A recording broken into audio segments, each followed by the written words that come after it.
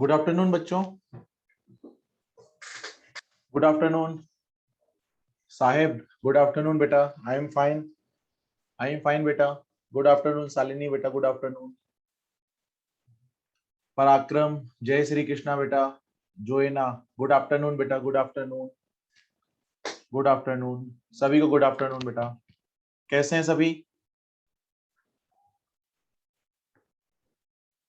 कैसे हैं सभी बेटा? स्टडीज कैसी चल रही हैं सभी की? वेरी गुड जोएना बेटा। वेरी गुड साहेब, बहुत बढ़िया बेटा। बहुत अच्छी बात है पराक्रम बेटा, बहुत अच्छी बात है। देवेश बहुत बढ़िया बेटा, बहुत बढ़िया, बहुत बढ़िया। शाबाश जोइना बेटा, बहुत प्रोडक्टिव चल रही है। वेरी गुड बेटा, वेरी गुड। ऐसे ही पढ़ाई करते रहिएगा, है ना? अच्छे से पढ़ाई करते रहिएगा, फाइनली रिजल्ट जिससे अच्छा आए बेटा, है ना? चलिए तो हम लोग आगे डिस्कस करना स्टार्ट करते हैं। लास्ट टर्न पर हम लोगों ने सबसे लास्ट में जो इन्फेक्शियस डिजीज डिस्कस की थी वो डिस्कस की थी कॉमन कोल्ड, है ना? और अब बात जो होगी वो कॉमन कोल्ड के आगे होगी। तो अब जो हम डिजीज डिस्कस करने जा रहे हैं वो है चिकनगुनिया। देखिए, कॉमन कोल्ड के पहले जो हम डिजीजेस डिस्कस कर रहे थे वो बैक्टीरियल डिजीजेस थी, यानी उनका पैथोजन क्या था? बैक्टीरियम था। लेकिन अब जो हम डिजीजेस की बात करने लग गए हैं कॉमन कोल्ड या कॉमन कोल्ड के बाद से, वो वायरल डिजीजेस हैं, क्योंकि इनका जो पैथोजन है वो वायरस है। तो कॉमन कोल्ड का पैथोजन वायरस था, ऐसे ही चिकनगुनिया का भी पैथोजन क्या है? वायरस है। तो इसका जो पैथोजन होता है, इसका जो पैथोजन होता है वो होता है चिकनगुनिया वायरस। चिकनगुनिया का जो पैथोजन है वो है चिकनगुनिया वायरस। और इसमें जो जीनोम होता है वो होता है single stranded RNA. Single stranded RNA.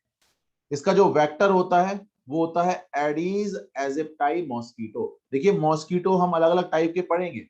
जैसे अभी लिखा हुआ है एडीज एजिप्टाई, इसके बाद हम थोड़े टाइम बाद जब मलेरिया पढ़ेंगे वहां आएगा एनाफ्लीज मॉस्किटो।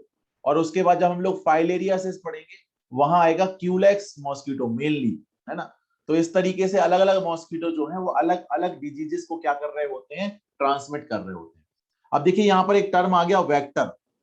तो वेक्टर और एक टर्म होता है मैकेनिकल कैरियर।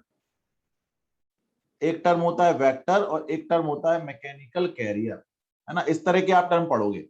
तो दोनों में क्या डिफरेंस है? देखिए, थोड़ा सा डिफरेंस होता है दोनों में कि जो वेक्टर है ये होस्ट की तरह भी काम करता है और ये कैरियर की तरह भी काम करता है। लेकिन जो मैकेनिकल कैरियर है वो सिर्फ कैरियर की तरह काम करता है, वहां पर वो होस्ट की तरह काम नहीं कर रहा होता है। ये डिफरेंस होता है।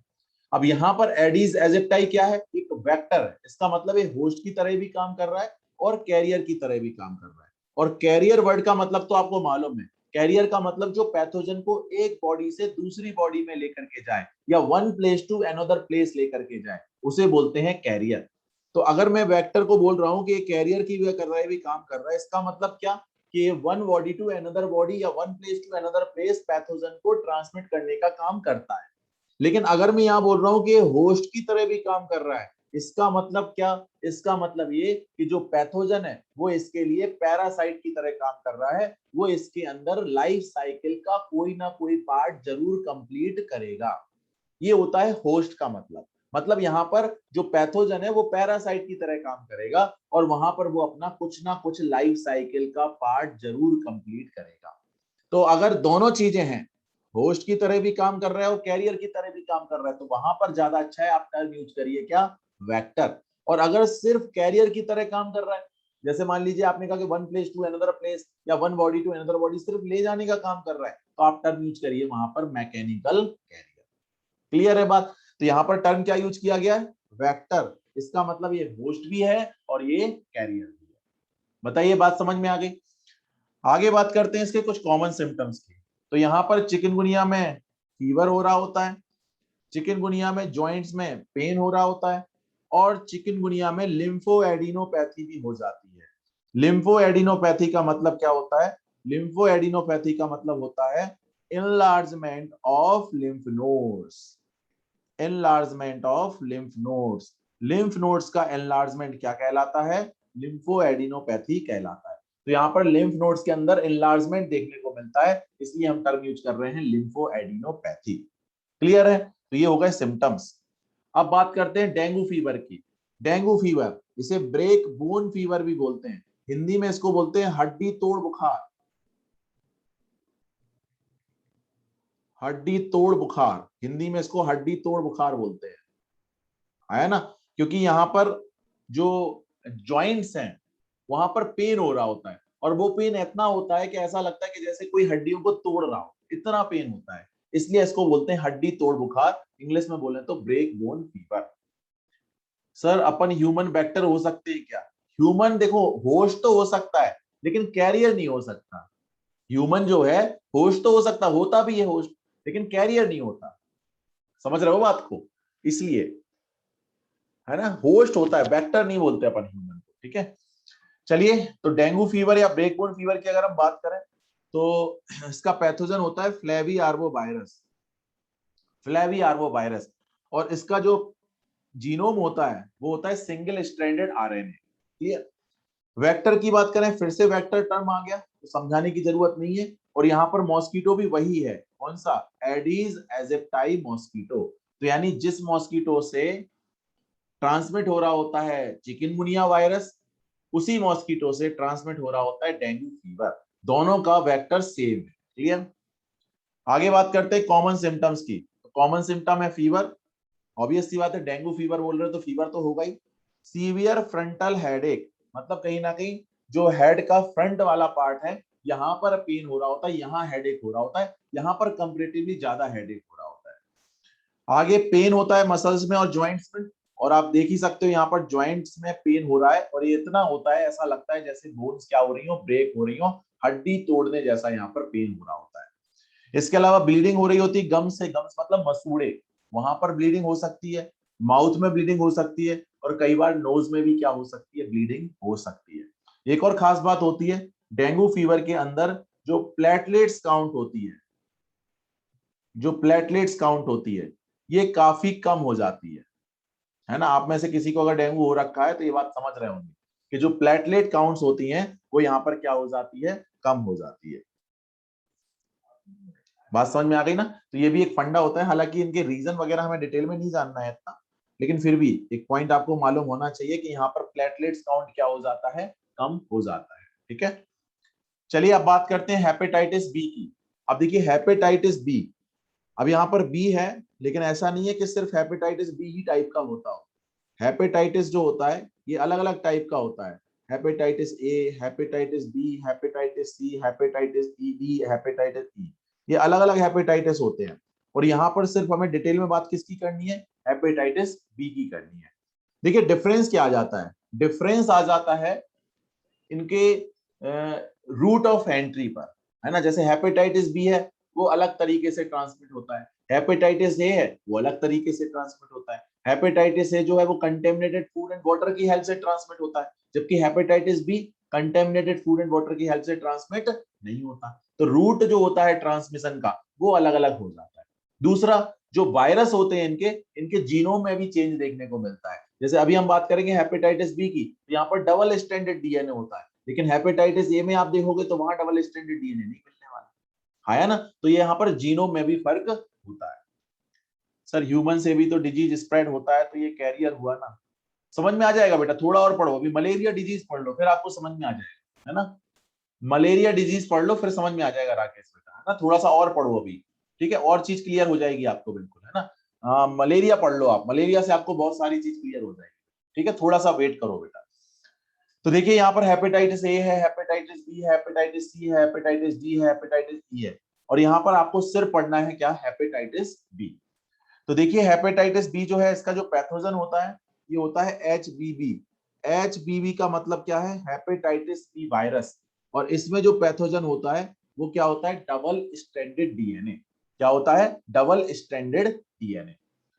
देखिए ये जो हेपेटाइटिस बी है ये ट्रांसमिट जो होता है one person to another person, ये डिफरेंट रूट से हो सकता है। एक तो पेरेंटल रूट से हो सकता है, एक सेक्सुअल रूट से हो सकता है, और कहीं ना कहीं एक प्लेसेंटल रूट से भी ये हो सकता है। तो जैसे मैं अगर बात करूं कि मान लीजिए एक इंडिविजुअल है जो कि इन्फेक्टेड है, और एक दूसरा इंडिविजुअल है जो कि हेल्दी है। तो एक है इन्फेक्टेड इंडिविजुअल और एक है हेल्दी इंडिविजुअल। अब इन्फेक्टेड इंडिविजुअल से हेल्दी इंडिविजुअल में ये 3 डिफरेंट रूट से आ सकता है। सबसे पहले बात करते हैं प्लेसेंटल रूट की। प्लेसेंटल रूट मतलब प्लेसेंटा के थ्रू। जैसे मान लीजिए मदर इन्फेक्टेड है हेपेटाइटिस बी से, मदर जो है वो इन्फेक्टेड है हेपेटाइटिस बी से। अब मदर जो है वो, ऑब्वियस सी बात है, जब मदर बोल रहे हैं तो यहाँ पर प्रेगनेंसी हुई होगी, तो यहाँ पर कोई एक प्रेग्नेंट फीमेल है जो कि क्या है, हेपेटाइटिस बी से इन्फेक्टेड है। अब यहाँ पर जो वायरस होगा ना, वो यहाँ पर प्लेसेंटा से पहुंच जाता है कहाँ, फीटस में। तो बताओ फीटस में भी हेपेटाइटिस बी वायरस पहुंच गया, और जब इस फीटस का बेबी के फॉर्म में बर्थ होगा तो at the time of birth बताइए उसमें कहीं ना कहीं हेपेटाइटिस बी का इन्फेक्शन होगा कि नहीं होगा। तो बताओ ये प्लेसेंटा के थ्रू क्रॉस कर पा रहा है? तो जैसे HIV हो गया, हेपेटाइटिस बी हो गया, ये सब प्लेसेंटा के थ्रू पहुंच सकते हैं कहां पर, हेल्दी इंडिविजुअल से एक इन्फेक्टेड इंडिविजुअल से कहां पर, हेल्दी इंडिविजुअल। क्लियर? और इस रूट को क्या बोलते हैं, प्लेसेंटल रूट बोलते हैं। अब दूसरी बात करते हैं सेक्सुअल रूट की। जैसे मान लीजिए मेल और फीमेल है, और मेल और फीमेल में से कोई एक पार्टनर ऐसा है जो कि इन्फेक्टेड है विद हेपेटाइटिस बी। तो जब इनके बीच में सेक्सुअल इंटरकोर्स होगा तो जो फीमेल है या फिर जो दूसरा जो सेक्सुअल पार्टनर है उसको भी क्या हो जाता है, हेपेटाइटिस बी हो जाता है। तो अगर मेल एंड फीमेल पार्टनर है और इनमें से किसी एक को हेपेटाइटिस बी हो रखा है और इनके बीच में अगर सेक्सुअल इंटरकोर्स होता है तो जो दूसरा सेक्सुअल पार्टनर है उसको क्या हो जाता है, हेपेटाइटिस बी हो जाता है। यानी सेक्सुअल रूट से भी ये पैथोजन दूसरे बॉडी में जा सकता है। अब बात करते हैं पेरेंटल रूट की। पेरेंटल रूट का मतलब होता है ब्लड कॉन्टैक्ट। पेरेंटल रूट का मतलब होता है ब्लड कॉन्टैक्ट। Blood contact. तो अगर इन्फेक्टेड इंडिविजुअल का ब्लड किसी भी तरीके से, अगर इन्फेक्टेड इंडिविजुअल का ब्लड किसी भी तरीके से एक हेल्दी इंडिविजुअल के ब्लड के कांटेक्ट में आ रहा है तो इसे बोलते हैं हम लोग क्या, ब्लड कांटेक्ट। क्या बोला मैंने, अगर किसी भी तरीके से एक इन्फेक्टेड इंडिविजुअल का ब्लड कांटेक्ट में आ रहा होता है हेल्दी इंडिविजुअल के, तो इसे हम क्या बोलते हैं, ब्लड कांटेक्ट। जैसे ब्लड कांटेक्ट किस किस तरीके से हो सकता है, ब्लड कांटेक्ट हो सकता है in the case of blood transfusion. Blood transfusion बताइए, जैसे मान लो एक हेल्दी इंडिविजुअल है और हेल्दी इंडिविजुअल का एक्सीडेंट हो गया और एक्सीडेंट में ब्लड लॉस हो गया काफी ज्यादा, बताओ उसको ब्लड की नीड होगी कि नहीं होगी, वहां पर ब्लड ट्रांसफ्यूजन करवाना होगा कि नहीं करवाना होगा। और मान लो वहां पर ब्लड ट्रांसफ्यूज कर दिया जाए एक हेपेटाइटिस बी से इन्फेक्टेड इंडिविजुअल का, तो क्या यहाँ पर ब्लड की हेल्प से वो जो पैथोजन है हेपेटाइटिस बी का, क्या वो वहां नहीं पहुंच जाएगा? आया ना? तो ये हो गया ब्लड ट्रांसफ्यूजन की हेल्प से ब्लड कांटेक्ट में आना। तो ये हो गया ब्लड कांटेक्ट। ठीक है, दूसरा क्या हो सकता है, ड्रग एडिक्शन वाला केस हो सकता है।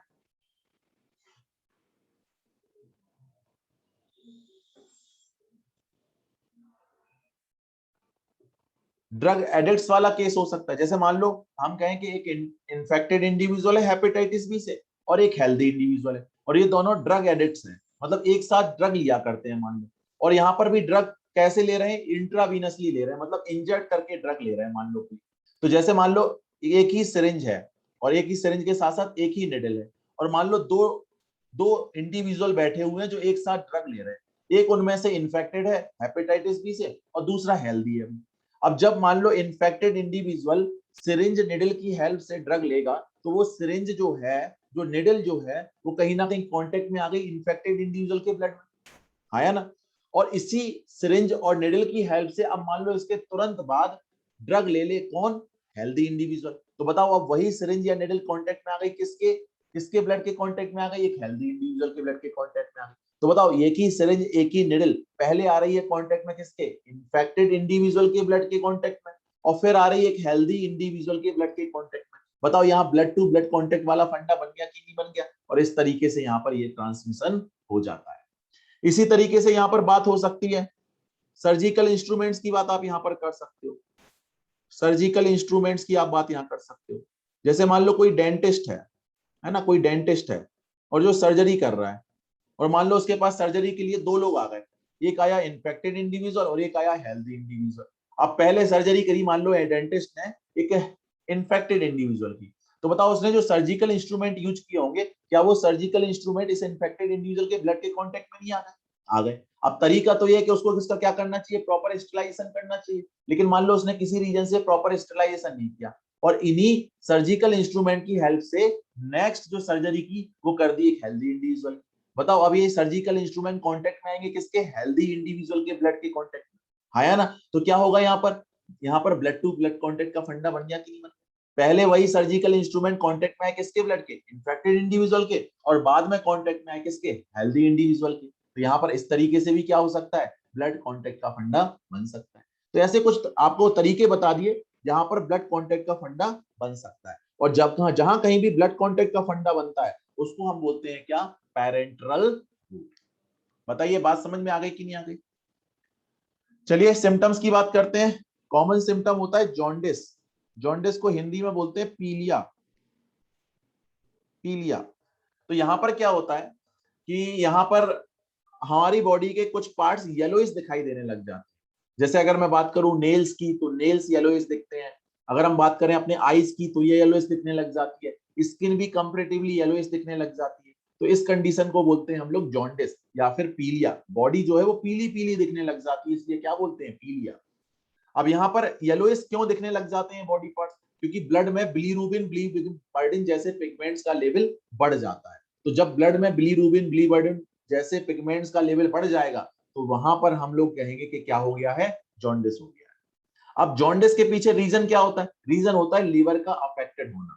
ये बिलीरुबिन बिलीवर्डिन जैसे पिगमेंट अगर ब्लड में बढ़ रहे हैं तो इसका मतलब कहीं ना कहीं लीवर अफेक्टेड हो गया है, और जब लीवर अफेक्टेड होता है तब ये कंडीशन बनती है।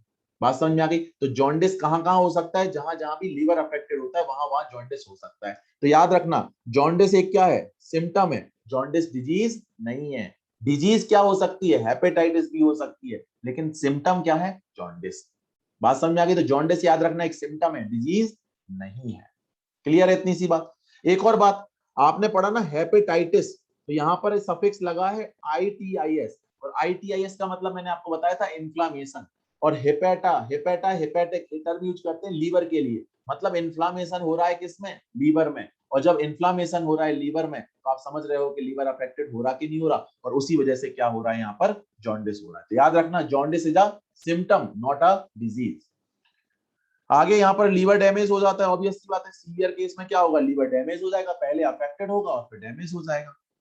और एक बात करते हैं हेपेटाइटिस बी वैक्सीन की, तो ये मैं आपको बता ही चुका हूं कि हेपेटाइटिस बी वैक्सीन जो होती है वो होती है रिकॉम्बिनेंट एंटीजन वैक्सीन। तो ये बात तो हम पहले डिस्कस कर ही चुके हैं कि हेपेटाइटिस बी वैक्सीन क्या होती है, रिकॉम्बिनेंट एंटीजन वैक्सीन होती है। क्लियर है। तो ये डिस्कशन हो गया किसका, हेपेटाइटिस बी का। अब बात करते हैं नेक्स्ट डिजीज, मलेरिया। मलेरिया की बात करते हैं। मलेरिया का पैथोजन होता है प्लाज्मोडियम, प्लाज्मोडियम। और प्लाज्मोडियम क्या होता है, एक छोटा सा प्रोटोजोअन, प्रोटोजोअन। यानी मलेरिया क्या हुई है, प्रोटोजोअल डिजीज हुई। मलेरिया क्या हुई है, प्रोटोजोअल डिजीज हुई। अभी तक हम लोगों ने बैक्टीरियल डिजीज पढ़ी, वायरल डिजीज पढ़ी, और अब हम पढ़ रहे हैं प्रोटोजोअल डिजीज।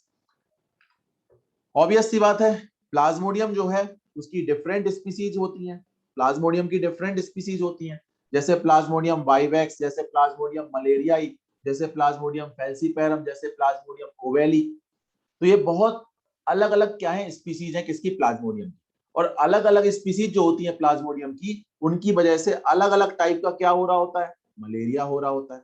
मतलब different species of plasmodium are responsible for different type of malaria. जैसे एनसीईआरटी ने एक लिख रखा है, एक टाइप होता है मलेरिया का मैलिग्नेंट मलेरिया। देखिए मैलिग्नेंट कहीं पर भी आ जाए टर्म, उसका मतलब होता है सीवियर, है ना, सीवियर। तो जो सीवियर मलेरिया होता है, जो मलेरिया का सीवियर फॉर्म होता है वो होता है मैलिग्नेंट मलेरिया। और मैलिग्नेंट मलेरिया किसकी वजह से होता है, प्लाज्मोडियम फैल्सीपैरम की वजह से होता है। तो याद रखना मैलिग्नेंट मलेरिया जो है it is caused by Plasmodium falciparum. और ये क्या है, मोस्ट सीरियस है, मैं आपको पहले ही बता चुका हूं, अभी तो हम लोग बोल रहे हैं सीवियर, है ना। तो most serious one and can even be fatal, यानी यहाँ पर क्या हो सकती है, डेथ भी हो सकती है। क्लियर है, याद रखिएगा इसको। चलिए अब पढ़ते हैं प्लाज्मोडियम की लाइफ साइकिल। प्लाज्मोडियम की लाइफ साइकिल मतलब जो पैथोजन है प्लाज्मोडियम, उसकी लाइफ साइकिल समझने की कोशिश करते हैं।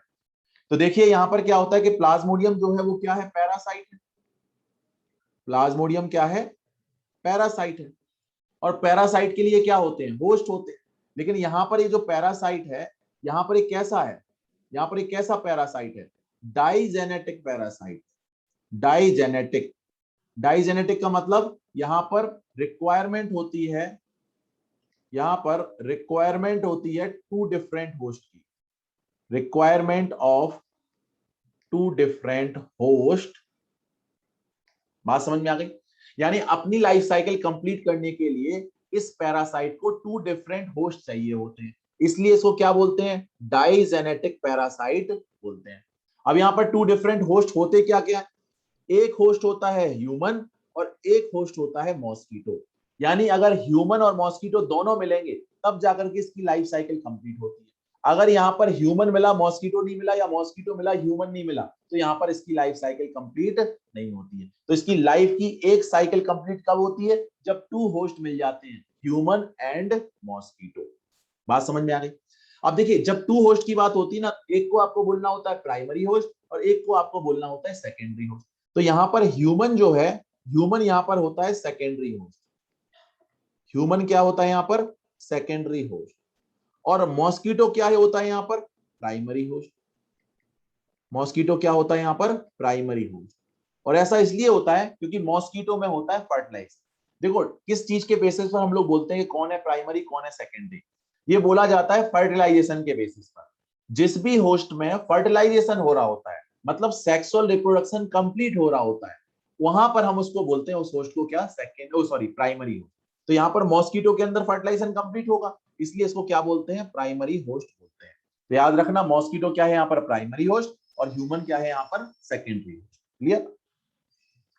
देखिए यहाँ पर जो फीमेल एनाफ्लीज मॉस्किटो है, फीमेल एनाफ्लीज मॉस्किटो, ये यहाँ पर किसकी तरह काम करता है, वेक्टर की तरह काम करता है। मतलब यहाँ पर एक ट्रांसमिटिंग एजेंट तो है ही, मतलब कैरियर तो है ही, लेकिन ये साथ में देखो मॉस्किटो को यहाँ पर बोला वेक्टर, वेक्टर के वेक्टर में वेक्टर के ब्रैकेट में क्या लिखा है, ट्रांसमिटिंग एजेंट मतलब कैरियर, तो यहाँ पर कैरियर बोल दिया। लेकिन अभी अभी हमने क्या पढ़ा कि मॉस्किटो किसकी तरह भी काम करता है, होस्ट की तरह भी। बताओ होस्ट और कैरियर दोनों का काम हो रहा कि नहीं हो रहा, मतलब ये क्या होता है, वेक्टर होता है।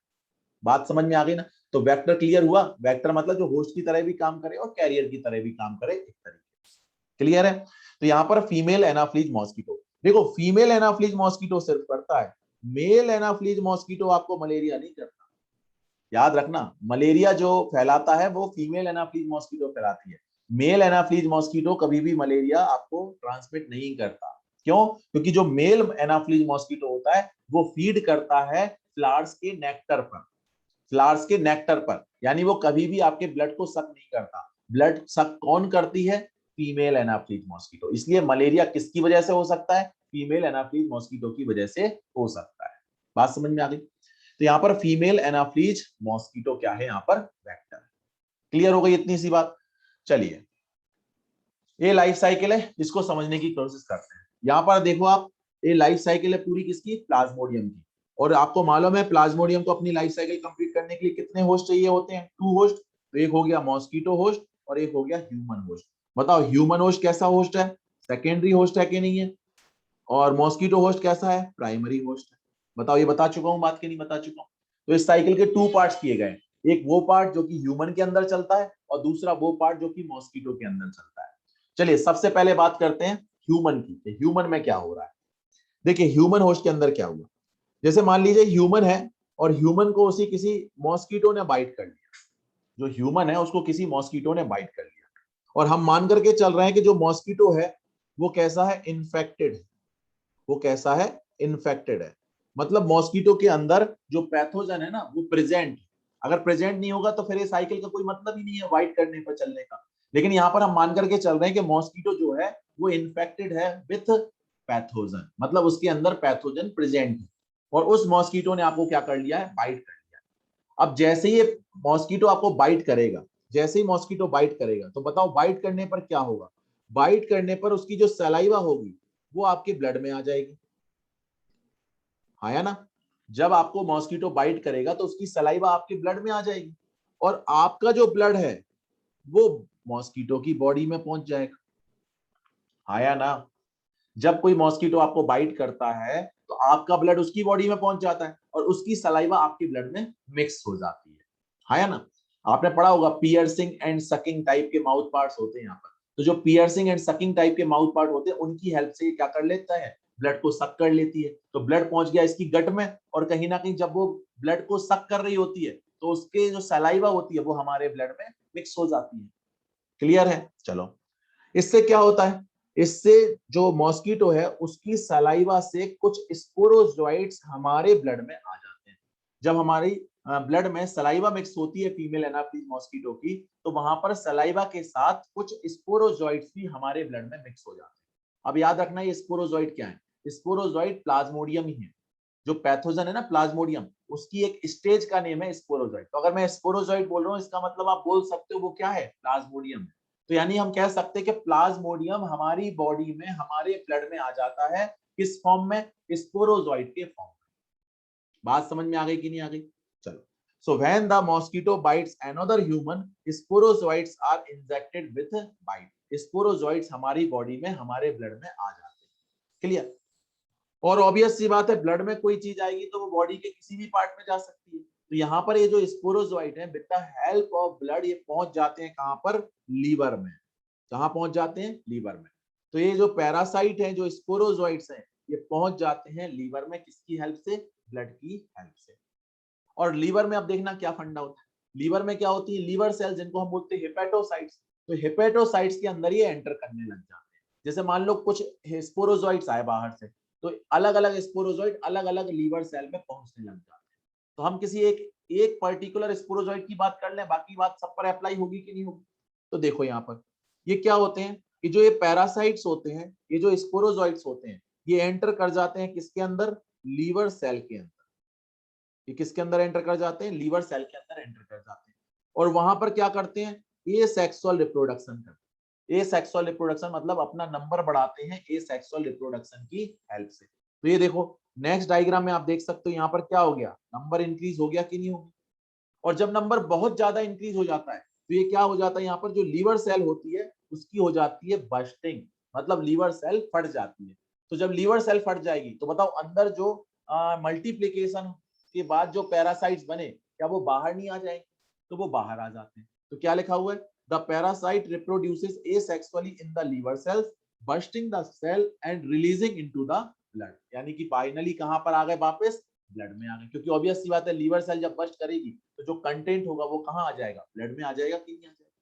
अच्छा एक बात और, जैसे ही ये साइकिल स्टार्ट हो गई ना, जैसे आपने बोला कि स्पोरोजोइट एंटर किया लीवर सेल के अंदर, तो स्पोरोजोइट की एंट्री तक ही आप स्पोरोजोइट टर्म यूज करते हो। जैसे ही मल्टीप्लिकेशन स्टार्ट हो गया ये सेक्सुअल रिप्रोडक्शन की हेल्प से, आप स्पोरोजोइट टर्म यूज करना बंद कर देते हो। वहां पर आप सिंपल सा बोलना स्टार्ट कर देते हो, क्या, पैरासाइट।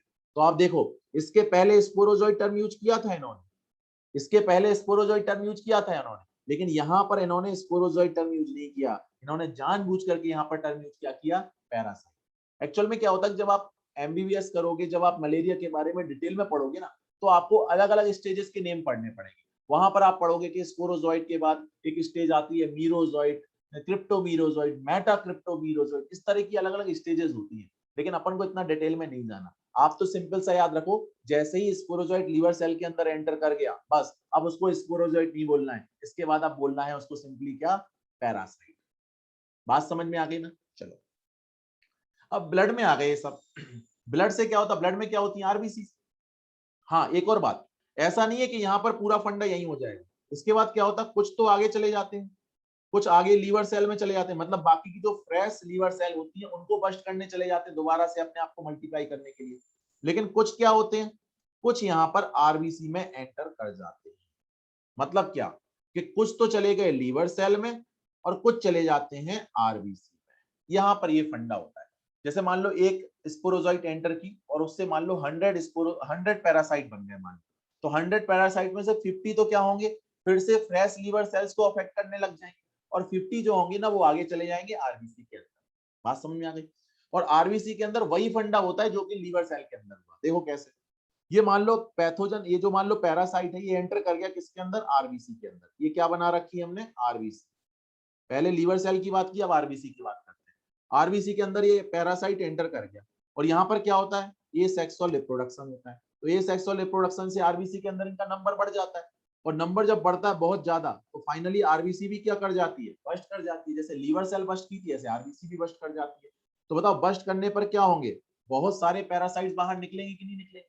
लेकिन यहाँ पर साइकिल खत्म नहीं हो जाती, यहाँ पर क्या होता है जो निकलते हैं ना उनमें से कुछ आगे चले जाते हैं, मतलब फिर से वो फ्रेश आरबीसी को अफेक्ट करने लग जाते हैं। लेकिन कुछ के साथ क्या होता, कुछ आगे बढ़ जाते हैं। तो फंडा क्या चलता है, चाहे लीवर सेल की बात करो चाहे आप आरबीसी की बात करो, यहाँ पर जो पैरासाइट्स निकलते हैं मल्टीप्लीकेशन के बाद उनमें से कुछ तो क्या करते हैं, फिर से फ्रेश सेल को अफेक्ट करते हैं, लेकिन कुछ आगे बढ़ जाते हैं। हाँ है ना, तो लीवर सेल से आगे बढ़े तो आरबीसी में एंटर कर गए, अब आरबीसी से आगे बढ़ेंगे तो देखेंगे आगे क्या होगा। बताइए बात समझ में आ रही कि नहीं आ रही इतनी। तो देखो आरबीसी के अंदर क्या हुआ, parasites reproduce asexually in red blood cells, bursting the red blood cells and causing the cycles of fever and other symptoms. Released parasites infect new RBC। अब देखो बाकी बात तो समझ में आ गई, लेकिन यहाँ पर एक चीज क्या लिख दी कि जब भी आरबीसी की बस्टिंग होती है ना तो वहां पर क्या होती है, फीवर होता है और वहां पर कुछ और सिम्टम्स आ जाते हैं। एक्चुअल में क्या होता है कि जब आरबीसी की बस्टिंग होती है, जब आरबीसी की बस्टिंग होती है, जैसे मान लो मैंने ये दिखा दिया, ये दूसरा स्ट्रक्चर है, यहाँ पर आरबीसी की जब बस्टिंग हुई तो बाहर क्या निकले, पैरासाइट्स निकले बहुत सारे नंबर में, लेकिन साथ में यहाँ पर एक और चीज निकलती है जिसको बोलते हैं हीमोजॉइन। क्या बाहर निकलती है, हीमोजॉइन। और हीमोजॉइन क्या होता है, हीमोजॉइन क्या होता है, हीमोजॉइन प्रोडक्ट होता है of degradation, product of degradation of haemoglobin. Haemoglobin के डिग्रेडेशन का प्रोडक्ट होता है हीमोजॉइन, तो ये भी बाहर आता है। तो जब जब आरबीसी की रप्चरिंग होगी इस तरीके से, बस्टिंग होगी इस तरीके से, तो वहां पर पैरासाइट्स तो आएंगे ही बाहर लार्ज नंबर में, लेकिन साथ में वहां पर हीमोजॉइन भी बाहर आता है। और हीमोजॉइन क्या होता है, प्रोडक्ट होता है डिग्रेडेशन ऑफ हीमोग्लोबिन का। तो हीमोग्लोबिन का जो डिग्रेडेशन होता है और उससे जो प्रोडक्ट बनता है उसको क्या बोलते हैं, हीमोजॉइन। और हीमोजॉइन की वजह से ही क्या होता है, सिम्टम आते हैं किसके, मलेरिया के सिम्टम, जैसे कि फीवर। तो फीवर आने के पीछे मेन रीजन क्या है, हीमोजॉइन। तो याद रखना हीमोजॉइन की वजह से सिम्टम्स आते हैं किसके, मलेरिया। तो ये बताओ जब कुछ पैरासाइट वापस आरबीसी में पहुंचे तो बताओ आरबीसी में साइकिल फिर से चलेगी, इसका मतलब आरबीसी में बस्टिंग फिर से होगी। और जब जब आरबीसी की बस्टिंग होगी बताओ हीमोजॉइन बाहर आएगा, और जब जब हीमोजॉइन बाहर आएगा बताओ फीवर आएगा कि नहीं आएगा। तो आपने देखा होगा कि मलेरिया में फीवर कैसे आता है, फीवर आया उतर गया, फीवर आया उतर गया, चढ़ करके उतरता है, चढ़ करके उतरता है। क्यों, क्योंकि बार बार साइकिल चलती है आरबीसी के अंदर। तो जब जब साइकिल चलेगी तब तब आरबीसी बस्ट होगी, तब तक हीमोजॉइन बाहर आएगा और तब तब क्या होगा, फीवर होगा। बात समझ में आई। तो एक पर्टिकुलर टाइम इंटरवल के बाद यहाँ पर क्या आता है, फीवर आता है। बात समझ में आ गई कि नहीं आ गई। चलो तो ये आरबीसी का फंडा हो गया। इसके बाद क्या होता है, जब साइकिल चल चुकी थी बहुत सारी, यहाँ पर क्या होती है, कुछ नई चीजें यहाँ पर बनने लग जाती है। मतलब एक तरफ तो पैरासाइट का नंबर बढ़ता ही बढ़ता है, साथ में यहाँ पर गैमीटोसाइट्स नेम की स्टेज बनने लग जाती है। ये भी क्या है, पैरासाइट ही है। तो याद रखना स्पोरोजोइट भी पैरासाइट है, पैथोजन है, और गैमीटोसाइट भी पैरासाइट है, पैथोजन। ये सिर्फ स्टेजेस के नेम है। अलग अलग टाइम पर पैरासाइट को अलग अलग नेम से बुलाया जाता है। पहले बुला रहे थे स्पोरोजोइट के नेम से और अब बुला रहे हैं गैमीटोसाइट के नेम से। क्लियर है। और यहाँ पर गैमीटोसाइट्स जो होती है वो सेक्सुअल स्टेजेस होती है। तो यहाँ पर आरबीसी के बाद निकल आती हैं बाहर क्या, गैमीटोसाइट्स। तो पहले तो क्या हो रहे होते, पैरासाइट निकल रहे होते सिंपली, लेकिन बाद में क्या होते हैं कि जब बहुत सारी साइकिल चल चुकी होती ना तो आरबीसी से वो चीजें तो निकल ही रही थी, साथ में क्या निकलने लग जाते हैं बाहर, गैमीटोसाइट्स भी निकलने लग जाते हैं। तो बताओ आरबीसी की बस्टिंग पर स्टार्टिंग में सिर्फ क्या निकलते हैं, स्टार्टिंग में निकलते हैं पैरासाइट्स, और क्या निकलता है, हीमोजॉइन। लेकिन जब बहुत साइकिल चल चुकी होती है तो इन दोनों के अलावा एक तीसरी चीज भी आने लग जाती है बाहर, और वो है क्या, गैमीटोसाइट्स, और जो कि क्या है, सेक्सुअल स्टेजेस है। तो सेक्सुअल स्टेजेस गैमीटोसाइट्स बाहर आने लग जाते हैं। क्लियर है बात। अब देखिए गैमीटोसाइट्स टू टाइप्स के होते हैं, फीमेल गैमीटोसाइट्स एंड मेल गैमीटोसाइट्स। तो ये दोनों गैमीटोसाइट्स यहाँ पर आ रहे होते हैं। फीमेल की साइज बड़ी होती है इसलिए यहाँ पर बोलते हैं मैक्रोगैमीटोसाइट्स, और मेल की साइज छोटी होती है इसलिए इसको बोलते हैं यहाँ पर माइक्रोगैमीटोसाइट्स। क्लियर। तो मैक्रोगैमीटोसाइट्स एंड माइक्रोगैमीटोसाइट, ये दोनों तरह के गैमीटोसाइट्स यहाँ पर बाहर आ जाते हैं। क्लियर है? बताओ बाहर आ गए मतलब कहाँ गए, ब्लड में आ गए कि नहीं आ गए? ये लीजिए, ये पार्ट पूरा हो गया किसका, ह्यूमन। अब मान लीजिए इसी टाइम पर जबकि ब्लड में गैमेटोसाइट्स, अच्छा ये बताओ कोई आपसे क्वेश्चन पूछे कि गैमेटोसाइट्स का डेवलपमेंट कहाँ हुआ तो क्या बोलोगे? कोई आपसे क्वेश्चन पूछे कि गैमेटोसाइट्स का डेवलपमेंट कहाँ हुआ तो क्या बोलोगे? ह्यूमन में, लेकिन ह्यूमन में भी कहां, आरबीसीज में। तो गैमेटोसाइट्स का डेवलपमेंट कहां होता है, ह्यूमन आरबीसीज में। आया ना, क्योंकि जब डेवलपमेंट हुआ और जब बस्टिंग हुई तभी तो बाहर निकले गैमेटोसाइट। अगर बस्टिंग पर गैमेटोसाइट्स बाहर निकल रहे इसका मतलब ह्यूमन की आरबीसीज में उनका डेवलपमेंट हुआ। तो ऐसा भी क्वेश्चन पूछ सकते हैं कि the sexual stages of plasmodium are developed in, क्या बोलोगे? The sexual stages of plasmodium are developed in, क्या बोलोगे? RBCs of human. क्लियर है? चलिए, इनको सेक्सुअल स्टेजेस क्यों बोल रहे हैं, क्योंकि यहां पर अब स्टार्ट हो चुका है क्या, सेक्सुअल रिप्रोडक्शन। तो जैसे ही सेक्सुअल स्टेजेस बनना स्टार्ट हो जाती है हम कहते हैं कि यहाँ पर स्टार्टिंग हुई किसकी, सेक्सुअल रिप्रोडक्शन। क्लियर? तो पहले क्या चला, ए सेक्सुअल रिप्रोडक्शन, कहां कहां, पहले चला लीवर सेल के अंदर, फिर चला आरबीसी के अंदर। तो पहले हुआ ए सेक्सुअल रिप्रोडक्शन, फिर हुआ ए सेक्सुअल रिप्रोडक्शन, और अब हो रहा है क्या, सेक्सुअल रिप्रोडक्शन।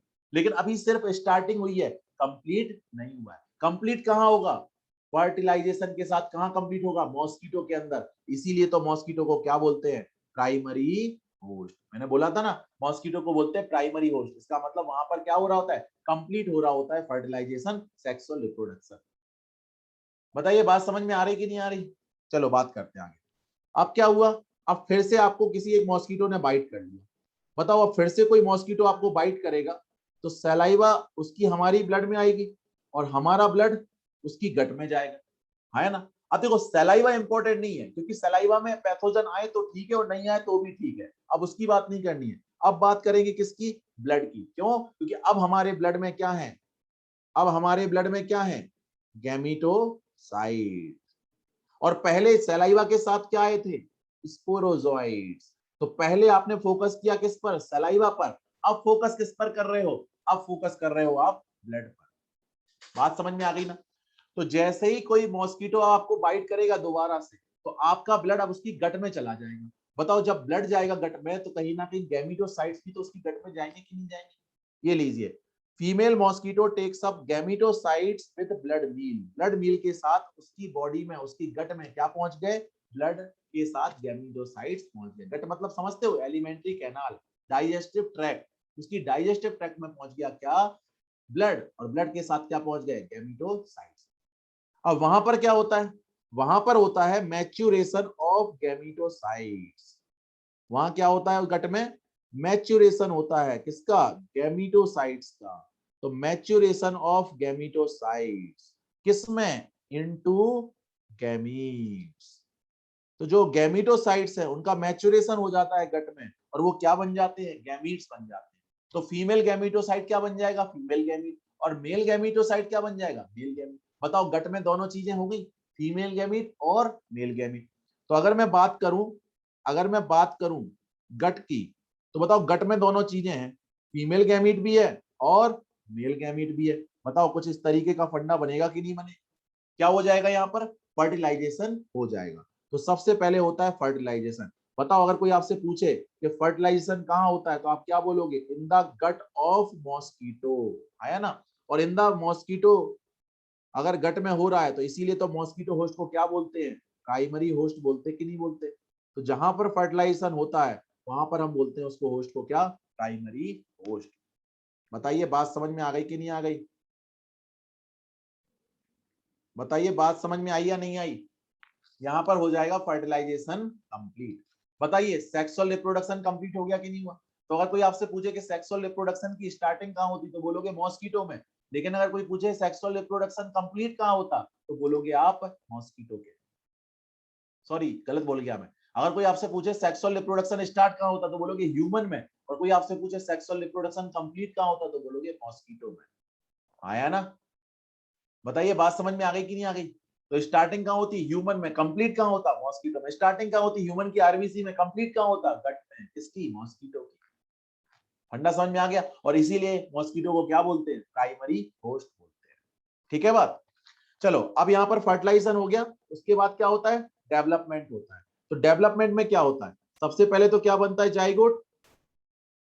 जाइगोट के बाद क्या बनता है, ऊकाइनीट। जाइगोट के बाद क्या बनता है, ऊकाइनीट। जाइगोट क्या होता है, जाइगोट होता है नॉन मोटाइल स्ट्रक्चर। जाइगोट कैसा होता है, नॉन मोटाइल स्ट्रक्चर। ऊकाइनीट कैसा होता है, मोटाइल स्ट्रक्चर। ऊकाइनेट कैसा होता है, मोटाइल स्ट्रक्चर। तो जो गट में चीज है वो कहाँ जाती है, मूव करके पहुंच जाती है गट वॉल में। और जब गट वॉल में पहुंच जाती है तो वहां होता है फर्दर डेवलपमेंट। वहां होता है फर्दर डेवलपमेंट। और फर्दर डेवलपमेंट में क्या होता है, वहीं पर हो रहा होता है क्या, एसेक्सुअल रिप्रोडक्शन। फिर से क्या हो रहा होता है वहां पर, एसेक्सुअल रिप्रोडक्शन। फिर से एसेक्सुअल रिप्रोडक्शन हो रहा होता है।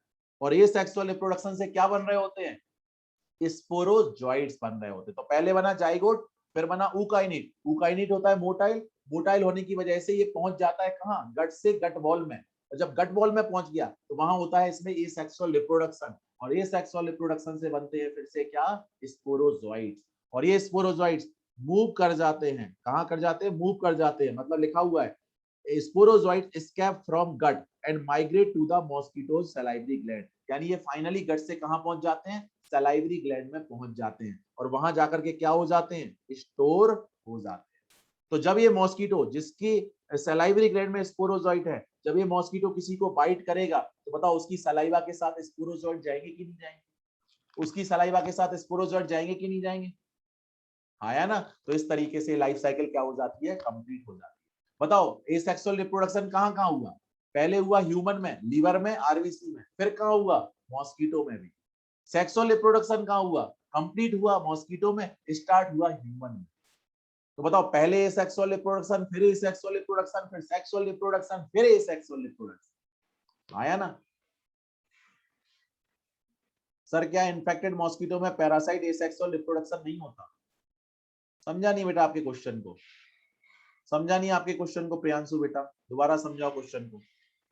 ये लीजिए, ये साइकिल कंप्लीट हो गई, समझ में आया फंडा पूरा, बताओ ये साइकिल वाला पूरा फंडा समझ में आ गया अच्छे से, ठीक है। तो याद रखना ये स्पोरोजॉइट्स और गैमेटोसाइट्स ये क्या है, स्टेजेस हैं किसकी, प्लाज्मोडियम की। ये क्या है, स्टेजेस हैं प्लाज्मोडियम की। अब आप क्वेश्चन बताना, अगर कोई आपसे पूछे कि the infective stage of Plasmodium for human is, question है the infective stage of Plasmodium for human is, answer क्या जाएगा, आंसर क्या जाएगा, आंसर क्या जाएगा, the infective stage of Plasmodium for human is, answer क्या जाएगा, स्पोरोजॉइट। क्यों, क्योंकि प्लाज्मोडियम ह्यूमन बॉडी में एंटर किस स्टेज में करता है, स्पोरोजॉइट स्टेज में करता है। Next question, the infective stage of Plasmodium for mosquito is, the infective stage of Plasmodium for human is, for mosquito is, sorry for mosquito is, mosquito के लिए क्या होती है, गैमेटोसाइट्स, वेरी गुड। तो अगर आपसे पूछे कि ह्यूमन के लिए कौन है इन्फेक्टिव स्टेज, तो आंसर दोगे स्पोरोजॉइट। और अगर कोई आपसे पूछे मॉस्किटो के लिए क्या है इन्फेक्टिव स्टेज, तो आंसर दोगे गैमेटोसाइट्स। क्लियर हो गया फंडा, ऊकाइनिट नहीं बेटा, गैमेटोसाइट, ऊकाइनिट थोड़ी ना, गैमेटोसाइट। ह्यूमन के लिए पैरासाइट बोल सकते हैं, क्या बोल रहे हो बेटा, कैसे क्वेश्चन पूछ रहे हो, ह्यूमन के लिए पैरासाइट बोल सकते हैं, किसको किसको बोलना है पैरासाइट, होस्ट पैरासाइट समझते हो, होस्ट पैरासाइट समझते हो, पैरासाइट जिस बॉडी में होता है उसको होस्ट बोलते हैं, ह्यूमन के लिए पैरासाइट बोल सकते हैं, इसका क्या सेंस हुआ, क्वेश्चन तो कम से कम क्लियर करो बेटा, तभी तो मैं आंसर दे पाऊंगा। चलिए तो ये लाइफ साइकिल हुई, इसको एक बार अच्छे से पढ़ लीजिएगा, क्लियर हो जाएगा। क्वेश्चन फिर से पूछो बेटा, चंदन बेटा, और किसने पूछा था एक क्वेश्चन, चंदन एंड प्रियांश, फिर से क्वेश्चन पूछो बेटा, ये क्या लिख रहे हो, नहीं आया समझ में, अच्छे से करो। चलिए तो ये हो गया, क्लियर हो गया होगा आपको, याद रखिएगा, ठीक है। चलिए अब नेक्स्ट डिजीज की बात करते हैं, अमीबियासिस। अमीबियासिस को बोलते हैं अमीबिक डिसेंट्री। देखो ये डिसेंट्री दोबारा पढ़ रहे हैं, पहले भी एक डिसेंट्री पढ़ी थी, और वो डिसेंट्री थी बैक्टीरियल डिसेंट्री, जिसको सिजेलोसिस बोलते हैं। अब ये डिसेंट्री है कैसी, अमीबिक डिसेंट्री, इसको प्रोटोजोअल डिसेंट्री बोलते हैं, ठीक है प्रियांशु बेटा, वेरी गुड। हाँ सर, मॉस्किटो की पैरासाइट स्टेज को ह्यूमन के लिए इन्फेक्टिव बोल सकते हैं, ऑब्वियस सी बात है बेटा। देखो इन्फेक्टिव स्टेज का मतलब ये कि वो स्टेज जो किसी पर्टिकुलर होस्ट के अंदर एंटर कर रही है। तो जैसे मान लो अभी स्पोरोजॉइट है, वो कहां पर है, मॉस्किटो की बॉडी में, और बताओ जब मॉस्किटो बाइट करेगा ह्यूमन को तो वो स्टेज कहाँ आ जाएगी, ह्यूमन में। तो बताओ ह्यूमन को इन्फेक्ट किस स्टेज ने किया, मॉस्किटो की स्टेज नहीं तो किया, कौन सी स्टेज ने किया, कौन सी स्टेज ने किया, स्पोरोजोइट ने। So the infective stage of Plasmodium for human is sporozoites. और इसी तरीके से गैमेटोसाइट्स कहाँ थे, ह्यूमन के ब्लड में, लेकिन पहुंच कहाँ गए, मॉस्किटो की गट में। So the infective stage of Plasmodium for mosquito is gametocytes. Clear है ना फंडा बेटा, अब फंडा क्लियर हुआ चंदन बेटा, चंदन क्लियर हुआ, वेरी गुड। चलिए तो हम लोग बात करते हैं अमीबिक डिसेंट्री की। Amoebic dysentery is protozoal dysentery. हम लोगों ने पहले बात की थी सिजेलोसिस की। Shigellosis was the bacterial dysentery. Dysentery का सिंपल सा मतलब क्या होता है, डिसेंट्री का मतलब होता है स्टूल या फीकल मैटर में ब्लड म्यूकस आना। स्टूल या फीकल मैटर में ब्लड म्यूकस आना क्या होता है, डिसेंट्री।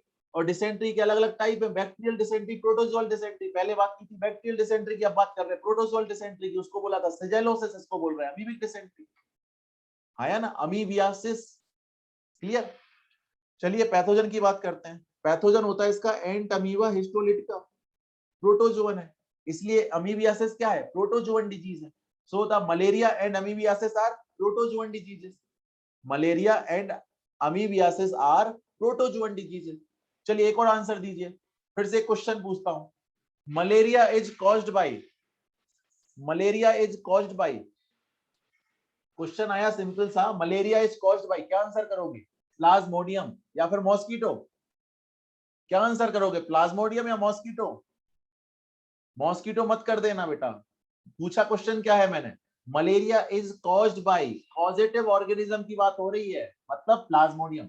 और अगर क्वेश्चन आया malaria is transmitted by, malaria is transmitted by, तब आंसर क्या जाएगा, मॉस्किटो। ठीक है ना, गलत मत कर देना ये question. Malaria is transmitted by mosquito, malaria is caused by Plasmodium. ठीक है, एक ही वर्ड का अंतर है, आंसर चेंज हो जाएगा।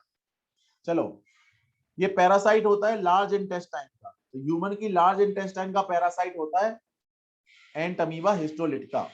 चलो, यहाँ पर हाउस फ्लाई काम करती है किसकी तरह, मैकेनिकल कैरियर की तरह।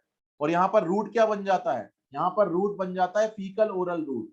ये मैं आपको समझा ही चुका हूँ प्रीवियस लेक्चर में। फीकल ओरल रूट मतलब क्या, कि इन्फेक्टेड पर्सन जो होगा उसका होगा फीकल मैटर, और वो किसी तरीके से कांटेक्ट में आ जाएगा फूड एंड वाटर के, और उनको कर देगा कंटेमिनेट। पैथोजन कहाँ पहुंच जाएगा, फूड एंड वाटर में, और इस तरह के जो फूड और वाटर होगा उसको कहीं ना कहीं इनटेक कर लेगा कौन, हेल्दी पर्सन। तो हेल्दी पर्सन में पैथोजन पहुंच जाएगा कि नहीं पहुंच जाएगा। यहाँ पर फीकल ओरल रूट की बात की है, तो मैं आपको एक्सप्लेन कर चुका हूँ, बस इतना सा याद रखना। हाउस फ्लाई यहाँ किसकी तरह काम करती है, मैकेनिकल कैरियर की। बताओ, सिर्फ मैकेनिकल कैरियर बोला है, इसका मतलब क्या होस्ट की तरह काम करेगी ये, क्या होस्ट की तरह काम करेगी ये, नहीं, ये वेक्टर थोड़ी ना है, ये क्या है, मैकेनिकल कैरियर। बताइए बात समझ में आ गई, कंसेप्ट क्लियर हो रहे हैं, वेरी गुड। चलो, कॉमन सिम्टम्स की बात करते हैं। कॉन्स्टिपेशन पहले ही बता चुका हूं, कब्ज को बोलते हैं कॉन्स्टिपेशन, एक्सप्लेन कर चुका हूं पहले ही। एब्डोमिनल पेन भी हो जाता है यहाँ पर। क्रैम्प्स पड़ते हैं, क्रैम्प्स का मतलब समझते हो, ऐंठन। क्रैम्प्स का मतलब क्या होता है, ऐंठन, पेट में ऐंठन होने लग जाती है, मरूड़ने लग जाता है जिसको बोलते हैं, इसको बोलते हैं हम लोग क्रैम्प्स। ठीक है, इसके अलावा stool with excess mucus and blood clots, ये याद रखना है, क्योंकि इसी से तो डिसाइड होता है कि क्या है, डिसेंट्री है ना। लेकिन एक बात देखो आप, सिम्टम्स भी एक जैसे हैं, वो डिसेंट्री ये डिसेंट्री, सिम्टम्स एक जैसे है ना। चलो नेक्स्ट बात करते हैं एस्कैरियासिस की। एस्कैरियासिस का पैथोजन ऑब्वियस सी बात है क्या होगा, एस्कैरिस। और ये किसका पैरासाइट होता है, इंटेस्टाइन का पैरासाइट होता है। और इंटेस्टाइन भी कौन सी, स्मॉल इंटेस्टाइन, तो जनरली ये स्मॉल इंटेस्टाइन के अंदर देखने को मिलता है। तो ये पैरासाइट होता है स्मॉल इंटेस्टाइन का, जबकि Entamoeba histolytica is the parasite of large intestine. Okay, वो लार्ज इंटेस्टाइन का पैरासाइट, ये स्मॉल इंटेस्टाइन का पैरासाइट। और ये आप पढ़ चुके हो, आप लोगों ने एनिमल डाइवर्सिटी में एस्कैरिस के बारे में पढ़ा होगा, है ना। आप लोगों ने जब हेलमिन्थ्स वगैरह पढ़े होंगे, प्लेटी हेलमिन्थी, एस्केलमिन्थी, तो एस्केलमिन्थी जो फाइलम है उसी में तो आता है एस्कैरिस। क्लियर है, चलिए आगे बात करते हैं। अब देखिए क्या लिखा हुआ है, the eggs of the parasite are excreted along with the faeces of infected person which contaminate soil, water, plants etcetera. क्या होता है, यहाँ पर भी फीकल ओरल रूट बन रहा होता है एक्चुअल में, यहाँ पर भी फीकल ओरल रूट बन रहा होता है, लेकिन यहाँ पर जो फीकल ओरल रूट बनता है ना, वो एक्स की हेल्प से बनता है। जैसे मान लो मैं कहूँ कि एक मान लो एक इंडिविजुअल है जो कि इन्फेक्टेड है एस्कैरियासिस से, ठीक है, और एक दूसरा इंडिविजुअल है जो कि क्या है, अभी हेल्दी है। अब ये जो इन्फेक्टेड इंडिविजुअल है इसने फीकल मैटर पास कर दिया कहां पर, ओपन में, मतलब प्रॉपर डिस्पोजल नहीं हुआ इसके फीकल मैटर का। फीकल मैटर में क्या आ जाते हैं, एग्स आ जाते हैं, किसके, एस्कैरिस के, ठीक है। अब ये फीकल मैटर मान लो कहीं पर पड़ा हुआ है, अब हो सकता है कि ये फीकल मैटर कांटेक्ट में आ जाए, किसके, किसके कांटेक्ट में आ जाए, सॉइल के कांटेक्ट में आ जाए, वाटर के कांटेक्ट में आ जाए, और प्लांट्स के कांटेक्ट में आ जाए, आया ना। तो बताओ ये एक्स भी कहीं ना कहीं उसके कांटेक्ट में आ जाएगा, और एक्स से बाहर क्या आ जाएगी, एस्कैरिस। और कहीं ना कहीं अगर ये सॉइल वाटर प्लांट्स, ये जो सॉइल वाटर प्लांट्स का फंडा अगर ह्यूमन के टच में आ जाए, मतलब जो हेल्दी इंडिविजुअल है उसके टच में आ जाए, तो वहां पर क्या होगा, एस्कैरिस पहुंच जाएगा कि नहीं पहुंच जाएगा। जैसे मान लो मैं सिंपल सा एग्जांपल दूं, फीकल मैटर पर एक्स पड़े हुए हैं और ये फीकल मैटर पड़ा हुआ है और ये किसी सॉइल में पड़ा हुआ है, ऑब्वियस सी बात है, और बगल में मान लो कोई प्लांट लगा हुआ है किसी वेजिटेबल का, फॉर एग्जांपल मान लो पोटैटो का प्लांट लगा हुआ है, वहां पे पोटैटो हो रखे हैं, तो बताओ सॉइल जो है वो कहीं ना कहीं पोटैटो के कांटेक्ट में आएगी कि नहीं आएगी, और वो पोटैटो पहुंच गया किसके पास, हेल्दी इंडिविजुअल के पास, और उसने उस पोटैटो को प्रॉपर वॉश किए बिना कहीं ना कहीं खा लिया। तो बताओ अगर प्रॉपर वॉश किए बिना अगर खा ले तो कहीं ना कहीं जो एस्कैरिस है बताओ उसकी बॉडी में एंटर कर जाएंगे कि नहीं कर जाएंगे, आया ना। तो यहाँ पर सॉइल वाटर प्लांट इनको कंटेमिनेट कर सकते हैं, कौन, फीकल मैटर में प्रेजेंट एग्स, और अगर एग्स से बाहर आ गया एस्कैरिस, ऑब्वियस सी बात है इन्फेक्टेड पर्सन से हेल्दी इंडिविजुअल में पहुंच जाएंगे एग्स, आया ना। चलो क्या लिखा हुआ है, a healthy person acquires this infection through contaminated water, vegetables, fruits etcetera. तो ऑब्वियस सी बात है सॉइल और प्लांट्स इनका फंडा बन जाएगा यहाँ पर, सॉइल और प्लांट्स का फंडा बन जाएगा यहाँ पर, और वाटर का फंडा तो है ही है, आया ना। चलो सिंपल सी बात थी। सिम्टम्स समझते हैं।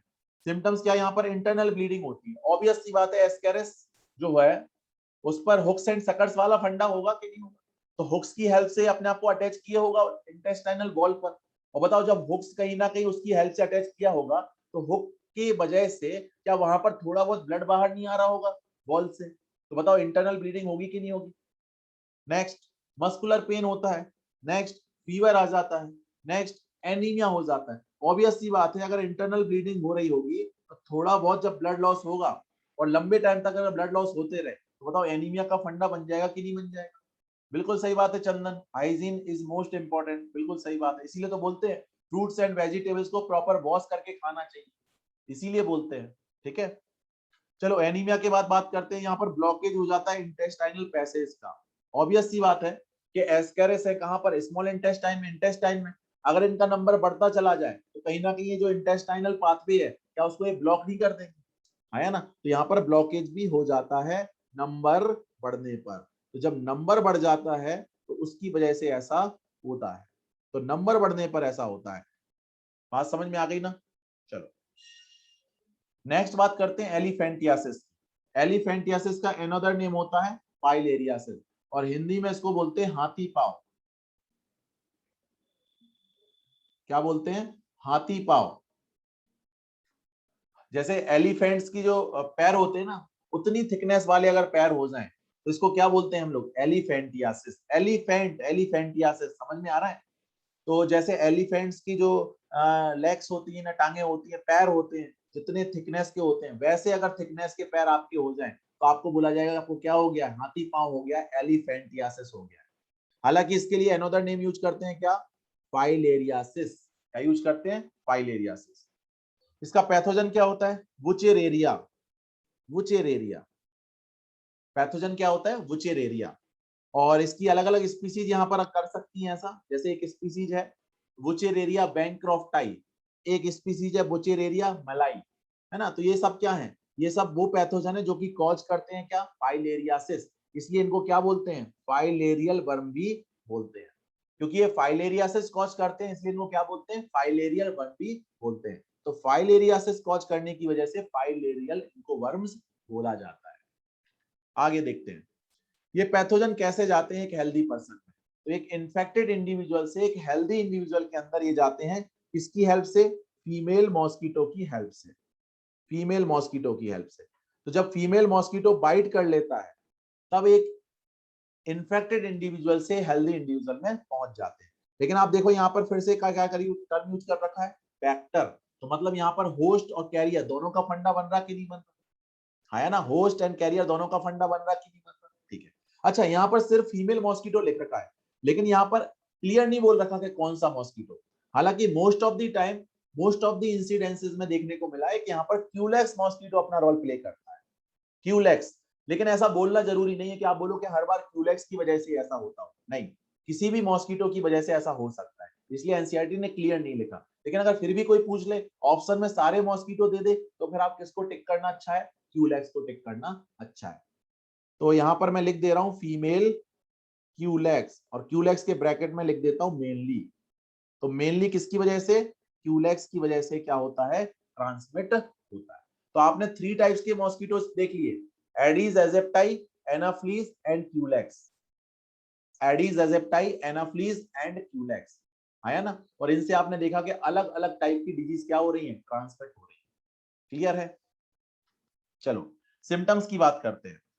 एक्चुअल में क्या होता है कि यहां पर ऑर्गन्स के अंदर स्लोली डेवलपिंग क्रोनिक इन्फ्लामेशन होता है। अब देखिए क्रोनिक वर्ड यूज कर दिया तो स्लोली डेवलपिंग लिखने की कोई जरूरत ही नहीं, क्योंकि मैंने आपको पहले ही बताया फंडा, एक्यूट और क्रोनिक। एक्यूट में कोई चीज फटाफट होती है, क्रोनिक में लंबा टाइम लगता है। तो यहाँ पर क्रोनिक इन्फ्लामेशन हो रहा, तो ऑब्वियस सी बात है स्लोली डेवलपिंग होगा, तो लिखने की जरूरत नहीं थी, लेकिन फिर भी लिखा हुआ है। तो आप याद रखो यहाँ पर क्या होता है, क्रोनिक इन्फ्लामेशन होने लग जाता है ऐसे ऑर्गन्स का जिसके अंदर ये पैथोजन रहता है कई सालों तक। तो अगर किसी ऑर्गन के अंदर ये पैथोजन बना रहे, तो वहां पर धीमे धीमे वो ऑर्गन क्या होने लग जाता है, वहां पर इन्फ्लामेशन होने लग जाता है, सूजन वहां पर आने लग जाती है, स्वेलिंग वहां पर आने लग जाती है। और यहाँ पर जो फेवरेट ऑर्गन है ना, इसका फेवरेट जो साइट है इन पैथोजन की, वो क्या है, lymphatic vessels of the lower limbs. Lymphatic vessels of the lower limbs, तो जो लोअर लिम्स में जो लिम्फेटिक वेसल्स है वो इनकी फेवरेट साइट है।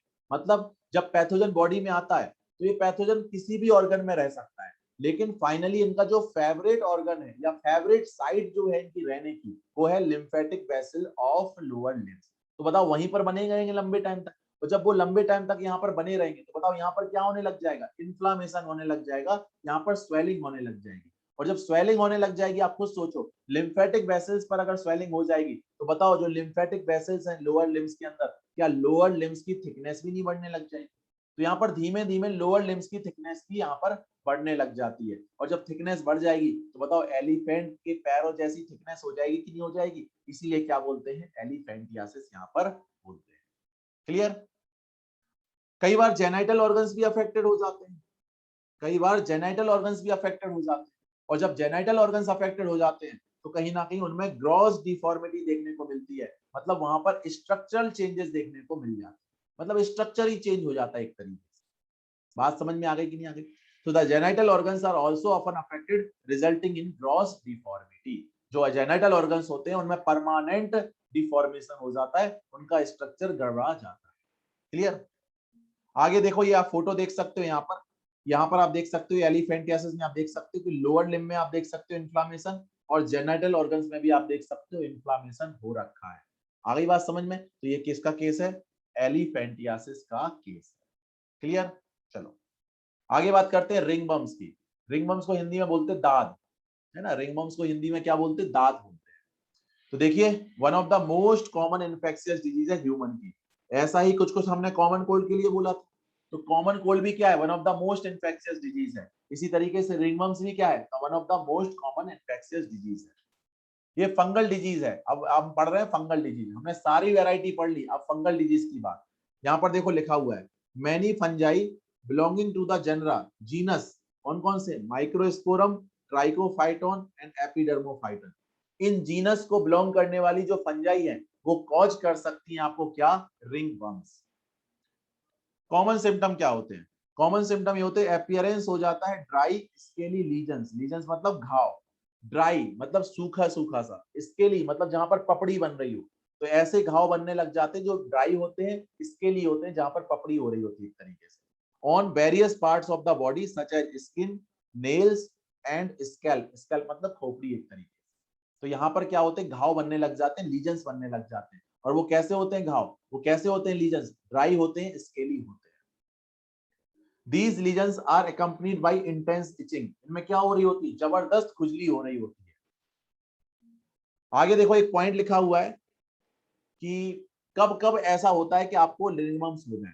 जैसे आपने सुन रखा होगा कि कई बार हम लोग बारिश में भीग जाते हैं और जब घर लौट करके आते हैं ना तो पेरेंट्स बोलते हैं सबसे पहले अपने कपड़े चेंज कर लो, है ना, सूखे कपड़े पहन लो, ये गीले क्यों पहन रखे हैं। क्यों? क्योंकि उससे कहीं ना कहीं फंगल ग्रोथ होने के चांसेस बढ़ जाते हैं।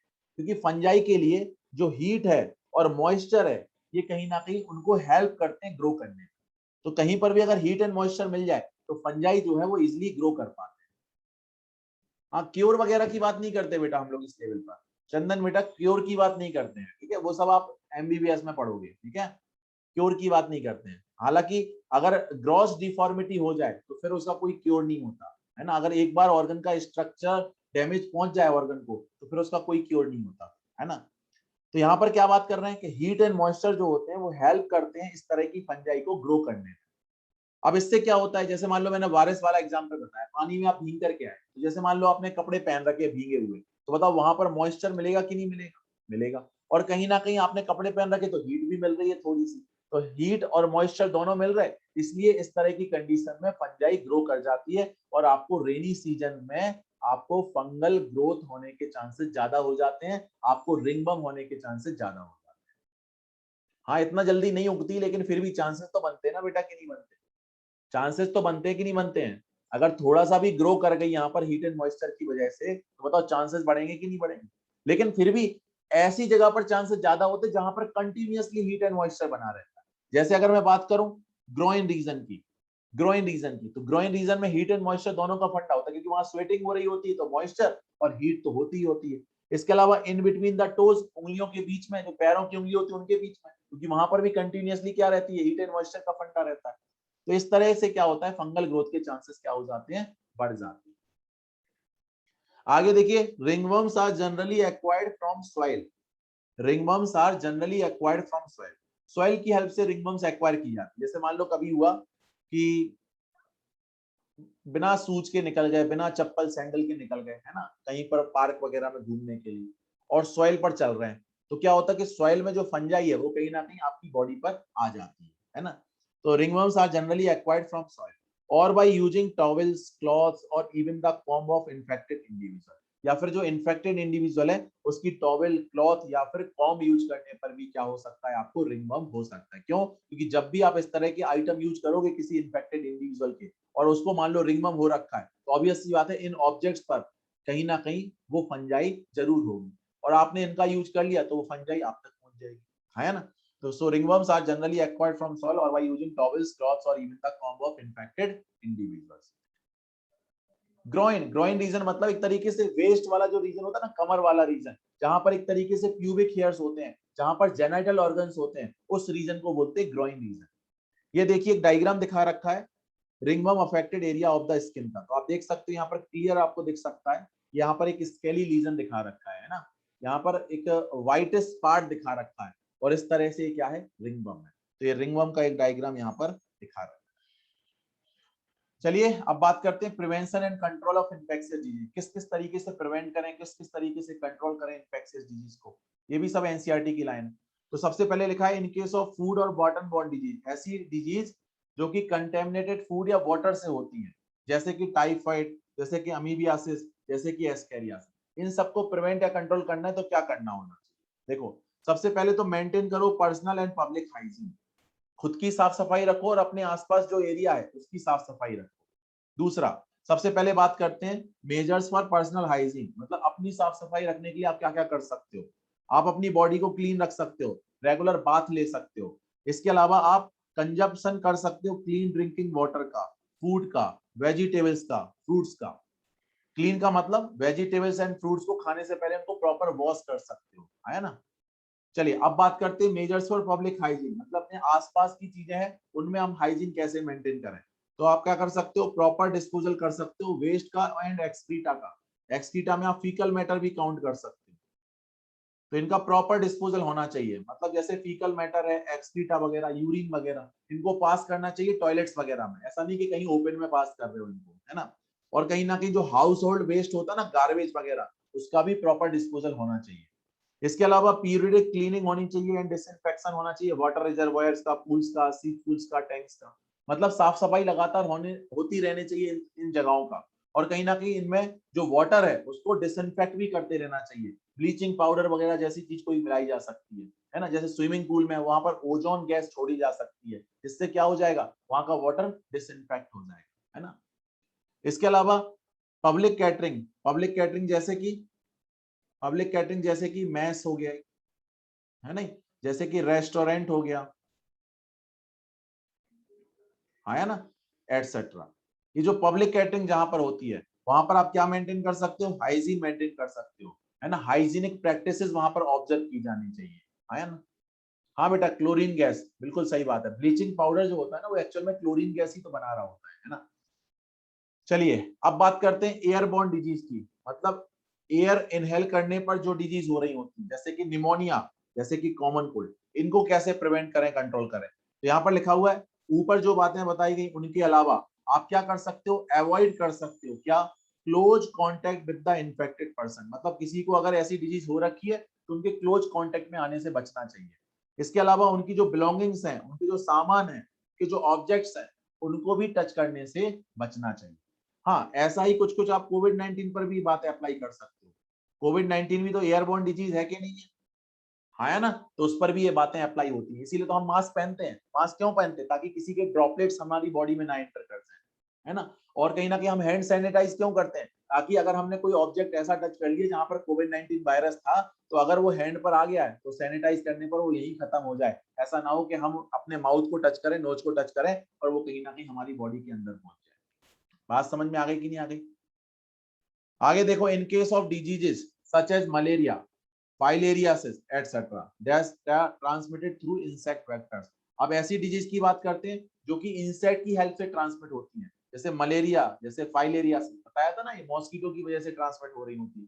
तो इनमें क्या कर सकते हो आप, इनमें कंट्रोल कर सकते हो या एलिमिनेट कर सकते हो क्या, वेक्टर, यानी जिनसे आपको डिजीज ट्रांसमिट हो रही है उन्हीं को आप कंट्रोल कर लो, एलिमिनेट कर लो, तो बताओ डिजीज अपने आप नहीं।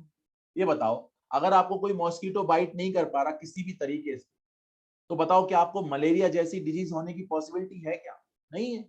जब मॉस्किटो ही नहीं रहेगा तो मलेरिया जैसी डिजीज कैसे हो सकती है आपको, है ना। तो अगर आपने वेक्टर कंट्रोल कर लिया तो डिजीज अपने आप कंट्रोल हो जाती। बात समझ में आ गई कि नहीं आ गई। या आप ऐसा भी कर सकते हो कि अगर आप डायरेक्टली कंट्रोल नहीं करना चाह रहे तो जहां पर वो ब्रीड करते हैं, उनके जो ब्रीडिंग प्लेसेस हैं, उनको आप क्या कर दो, एलिमिनेट कर दो, उनको खत्म कर दो। जब ब्रीडिंग प्लेस ही नहीं रहेंगे तो जो इंसेक्ट होंगे वो ब्रीड कहाँ करेंगे, और जब वो ब्रीड नहीं कर पाएंगे तो उनका नंबर नहीं बढ़ेगा, नंबर नहीं बढ़ेगा तो उनसे आपका कॉन्टेक्ट नहीं हो पाएगा, हाँ है ना। तो इस तरीके से देखो क्या क्या लिखा है, किस किस तरीके से आप कंट्रोल कर सकते हो, एलिमिनेट कर सकते हो वेक्टर को। देखिए, सबसे पहला तो avoiding stagnation of water in and around residential areas. जो रेजिडेंशियल एरियाज हैं जहां पर हम लोग रहते हैं उसके आसपास कहीं पर भी वाटर को रुकने नहीं देना चाहिए, मतलब कहीं पर वाटर भरा हुआ नहीं होना चाहिए, क्योंकि कहीं पर भी अगर वाटर भरा हुआ होगा तो वहां पर वो ब्रीडिंग प्लेस बन सकता है इन इंसेक्ट्स के लिए, यहाँ पर लार्वा वगैरह पनप सकते हैं, है ना। तो रोकना चाहिए किसी भी तरीके से। तो जैसे होता ना, रोड वगैरह पे बहुत सारे गड्ढे हो जाते हैं बारिश के सीजन और उनमें पानी भरा हुआ होता है, तो ऐसा नहीं होना चाहिए, उनको गड्ढों को भरवा देना चाहिए, क्योंकि वहां पर अगर पानी भरा रहेगा तो वो ब्रीडिंग प्लेस की तरह काम कर सकते हैं, किसके लिए, इंसेक्ट वेक्टर्स। क्लियर। आगे देखो, regular cleaning of house hold coolers, जो कूलर वगैरह होते हैं उनमें भी आपको मालूम है पानी भरना होता है, और वो पानी अगर आपने पीरियडिकली चेंज नहीं किया तो काफी लंबे टाइम तक वाटर भरा रहेगा, और काफी लंबे टाइम तक अगर वाटर भरा रहेगा तो वहां पर क्या हो सकते हैं, ब्रीडिंग प्लेस बन सकता है वो इंसेक्ट वेक्टर के लिए। यूज ऑफ मॉस्किटो नेट्स, आप मॉस्किटो नेट्स का यूज कर सकते हो, मच्छरदानी, मच्छरदानी का यूज कर सकते हो, तो भले ही आसपास मच्छर बने रहे लेकिन आप तक तो मच्छर नहीं पहुंचेंगे, आप तक तो मॉस्किटो नहीं पहुंचेंगे, और जब आप तक मॉस्किटो नहीं पहुंचेंगे तो आपको मॉस्किटो बाइट कैसे कर पाएगा। इसके अलावा आप क्या कर सकते हो, आप जो पॉन्ड्स हैं, तालाब वगैरह, क्योंकि तालाब वगैरह में पानी बहुत लंबे टाइम तक भरा रहता है, तो जो पॉन्ड्स होते हैं ना वो जनरली ब्रीडिंग प्लेस की तरह काम कर रहे होते हैं, वहां पर कहीं ना कहीं लार्वी पनप रहे होते हैं, ब्रीड कर रहे होते हैं, वहां पर जो इंसेक्ट होते हैं वो ब्रीड करते हैं, तो वहां पर बहुत ज्यादा चांसेस होते हैं इंसेक्ट के एग्स या लार्वा होने के। तो वहां पर क्या करो, आप ऐसी जगह पर इंट्रोड्यूस करा दो गंबूसिया जैसी फिश, गंबूसिया जैसी फिश। तो बताओ, जब गंबूसिया जैसी फिश वहां पर पहुंचेगी जो कि फीड करती है मॉस्किटो के लार्वा पर, तो बताओ मॉस्किटो के लार्वा को वो खा जाएगी, जब मॉस्किटो की लार्वा वो खा गई तो मॉस्किटो की लार्वा बचेंगी नहीं, लार्वा नहीं बचेंगे तो एडल्ट कैसे बने, आया ना। तो इस तरीके से आपने लार्वा खत्म कर दिए, किसके हेल्प से, गंबूसिया जैसी फिश की हेल्प से। इसी को बोलते हैं बायोलॉजिकल कंट्रोल ऑफ मॉस्किटो, है ना। आगे आप ऐसा भी कर सकते हो कि जहां जहां पर पानी भरा हुआ है लंबे टाइम से, जैसे नालियां हो गई, डिचेस, नालियां, ड्रेनेज एरिया हो गए, निकासी वगैरह जहां होती है गंदे पानी की, स्वयं दलदल वगैरह जहां पर है, वहां पर आप क्या स्प्रे करा सकते हो, इंसेक्टिसाइड्स आप स्प्रे कर सकते हो, इंसेक्टिसाइड्स, फॉर एग्जांपल डीडीटी वगैरह, है ना, डीडीटी हो गया, है ना, डीडीटी हो गया, है ना। इसके अलावा आप बात कर सकते हो कैरोसिन फॉग वगैरह। आपने देखा होगा कई बार म्यूनिसिपालिटी वाली जो आती है ना, लोग आते हैं और मशीन से फॉग उड़ा रहे होते हैं कैरोसिन का। तो कैरोसिन का फॉग भी एक तरीके से इंसेक्टिसाइड की तरह काम करता है। एनवायरमेंट में जब वो जाता है ना, तो उसके कांटेक्ट में जो भी मॉस्किटो होते हैं, उनकी वहीं पर क्या हो जाती है, डेथ हो जाती है, हाँ, है ना। हाँ, ये भी एक तरीके से हिट वगैरह भी यूज कर सकते हैं, गुड नाइट हिट हो गई, ये सब, है ना, इनको भी आप यूज कर सकते हो अपने घर में, है ना। तो spraying of insecticides in ditches, drainage areas and so on etcetera, ठीक है। इसके अलावा आप क्या कर सकते हो, जो आपके घर में डोर्स हैं, जो विंडोज हैं, उनमें आप वायर मैश लगवा सकते हो, जालियां लगवा सकते हो, तो जालियों से मच्छर नहीं आ पाएंगे, भले ही बाहर मच्छर बने, तो आपके घर में तो मच्छर नहीं आएंगे कम से कम, है ना। इससे क्या होती है, एंट्री प्रिवेंट हो जाती है मॉस्किटो। आगे क्या लिखा है, सच precautions have become more important especially in the light of recent widespread incidences of vector-borne diseases like dengue and chikungunya in many parts of India। अभी जो मैंने आपको प्रिवेंट और कंट्रोल करने के तरीके बताए ना, वेक्टर को एलिमिनेट करने का तरीका, वेक्टर को कंट्रोल करने का तरीका, ये अब और भी ज्यादा इंपॉर्टेंट हो गया। क्यों? क्योंकि इंडिया के कई सारे पार्ट में आजकल क्या देखने को मिलता है, डेंगू और चिकनगुनिया फैलते हुए देखने को मिलता है। इसलिए यहाँ पर ये और भी ज्यादा इंपॉर्टेंट हो गया है, मॉस्किटो जैसे वेक्टर को, इंसेक्ट को कंट्रोल करना। आगे देखिए क्या लिखा हुआ है, the advancements made in biological science have armed us to effectively deal with many infectious disease. अब कंट्रोल करने की बात आ रही है, अभी तो अपन ने प्रिवेंट किया एक तरीके से, अब कंट्रोल करते कि जैसे मान लो आपकी बॉडी में पैथोजन आ ही गया, मान लो आपकी बॉडी में डिजीज हो ही गई, तो क्या करो, या फिर डिजीज से बचने के लिए आप क्या करो। तो वहां पर बात बोली गई है कि आजकल जो बायोलॉजिकल साइंस है, जो मेडिकल साइंस है, वो काफी ज्यादा एडवांस हो चुकी है। कैसे, देखो, सबसे पहले लिखा है discovery of antibiotics and various other drugs. आजकल अच्छी अच्छी एंटीबायोटिक्स हैं, आजकल अच्छी अच्छी मेडिसिन हैं, जो क्या कर सकती हैं, खत्म कर सकती हैं इन्फेक्शियस डिजीजेस को। तो डरने की ज्यादा बात नहीं है, ठीक है, बच करके रहो, लेकिन अगर मान लो अपने जो डिजीज पड़ी वो अगर हो ही जाती है, तो कोई ज्यादा घबराने वाली बात नहीं है। क्यों? क्योंकि आज के टाइम पर अच्छी खासी क्या है, एंटीबायोटिक्स है, और अच्छी खासी क्या है, ड्रग्स यानी मेडिसिन भी, जो क्या कर सकती है, इफेक्टिवली ट्रीट कर सकती है इस तरह की डिजीजेस को। इसके बाद बात आ रही है, आजकल बहुत सारी डिजीज के लिए तो क्या अवेलेबल है, वैक्सीन अवेलेबल है, और वैक्सीन ही तो एंटी सीरम्स वगैरह अवेलेबल है कि नहीं है, जिनको अपन क्या बोलते हैं, इम्यूनाइजेशन प्रोग्राम्स वगैरह। तो ये क्या करते हैं, हमें कई तरह की डिजीज से बचाते हैं या उनके लिए ट्रीटमेंट प्रोवाइड करते हैं।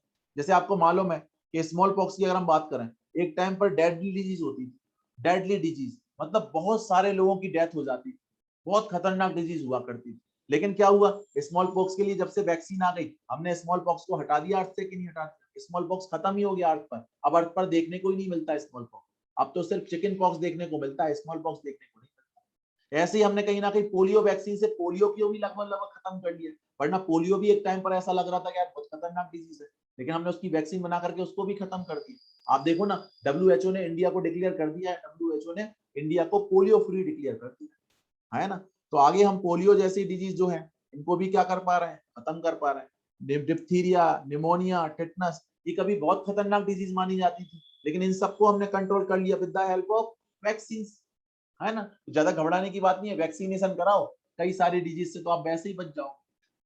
आगे क्या लिखा है, बायोटेक्नोलॉजी की थोड़ी शाबाशी दे दी है, बायोटेक्नोलॉजी, बायोटेक्नोलॉजी की हेल्प से बहुत सारी वैक्सीन आजकल बनाई जा रही है, बनने वाली है।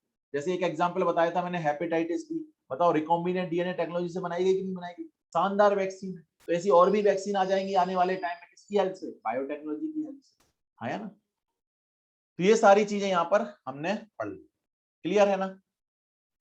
बताओ समझ में आ गया ये पूरा फंडा। तो ये हो गया prevention and control of disease. तो इसको सिर्फ पढ़ना होता है, एक बार रीड कर लीजिए, यहाँ से क्वेश्चन बनने की प्रोबेबिलिटी बहुत कम होती है, आप सिर्फ एक रीडिंग लगाओ, आपका काम बन जाएगा, ठीक है।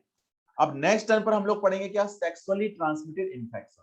तो हम लोगों ने जो कॉमन इन्फेक्शियस डिजीजेस हैं वो हमने पढ़ ली, और अब हम पढ़ना स्टार्ट करेंगे सेक्सुअली ट्रांसमिटेड इन्फेक्शंस, जिनको शॉर्ट में बोलते हैं एसटीआईज, जिनको कि पहले बोला जाता था एसटीडीज। तो एसटीडीज या एसटीआईज पढ़ेंगे हम लोग आगे, ठीक है। तो आज के लिए इतना काफी है, बाकी पढ़ेंगे हम लोग नेक्स्ट टर्न पर, ठीक है। हाँ बेटा बिल्कुल सही बात है, कोविड भी खत्म हो जाएगा एक दिन के बाद, एक पर्टिकुलर टाइम पीरियड के बाद कोविड-19 भी खत्म हो जाएगा, क्योंकि हमने इतनी सारी वैक्सीन बना ली है और इफेक्टिव वैक्सीन बनाई है, काफी हद तक लोग बच रहे हैं, है ना। और आगे आने वाले टाइम में उनके लिए एंटी सीरम और मेडिसिन आ जाएंगी, तो फिर हम लोग बहुत अच्छे से बच जाएंगे। तो कोविड-19 भी कोई खतरनाक डिजीज नहीं रह जाएगी आगे फ्यूचर, है ना। चलिए ठीक है, बाकी पढ़ते हैं हम लोग नेक्स्ट टर्न पर, ठीक है। हैंडआउट में शेयर कर देता हूँ, पढ़ करके आइएगा इसको एक बार, है ना। चलिए बाय बेटा।